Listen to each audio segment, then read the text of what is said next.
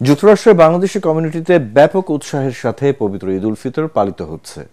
নারী, পুরুষ, শিশুসহ পরিবারের সকল সদস্যদের উপস্থিতিতেই যুক্তরাষ্ট্রের মসজিদগুলোতে অনুষ্ঠিত হয়েছে ঈদের নামাজ।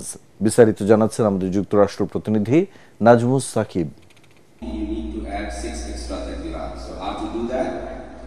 ব্যাপক উৎসাহ এবং উদ্দীপনার মধ্য দিয়ে যুক্তরাষ্ট্রের বাংলাদেশি কমিউনিটিতে এবারের ঈদ উল ফিতর উদযাপিত হচ্ছে।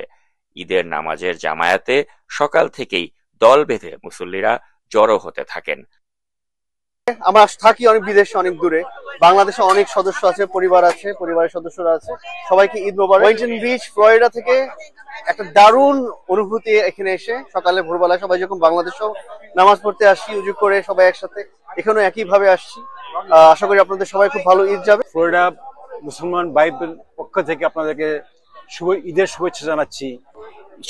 সকালে আমরা ঈদের নামাজ একসাথে পালন করার মাধ্যমে আমরা আমাদের দিন শুরু করি। তারপর বিভিন্ন জায়গায় গিয়ে আমাদের ঐতিহ্য সংস্কৃতিকে ধরে রাখতে পারি। আলহামদুলিল্লাহ, এই বছর ঈদে আমাদের অনেক রেকর্ড পরিমাণ সংখ্যক লোকজন হয়েছে। বাংলাদেশের সবাইকে ঈদের শুভেচ্ছা এবং পাম বিচ, ফ্লোরিডা সবাইকে ঈদের শুভেচ্ছা। যথাযথ ধর্মীয় ভাবগাম্ভীর্য এবং উদ্দীপনার মধ্য দিয়ে যুক্তরাষ্ট্রের ফ্লোরিডায় ঈদ উদযাপিত হচ্ছে।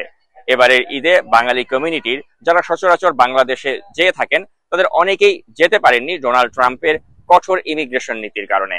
অনেকেই যাদের গ্রিন কার্ড রয়েছে তারা বাংলাদেশে যেতে ভয় পাচ্ছেন, কারণ তারা মনে করছেন রিএন্ট্রির সময় সেটা হয়তো একটা প্রতিবন্ধকতারও সৃষ্টি করতে পারে। তবে এছাড়া এখানে বাঙালি কমিউনিটির মাঝে ঈদের সচরাচর যে উৎসাহ উদ্দীপনা থাকে সেই উৎসাহ উদ্দীপনা পরিলক্ষিত হয়েছে। যুক্তরাষ্ট্রের ফ্লোরিডা থেকে নাজমুস সাকিব, এটিএন বাংলা।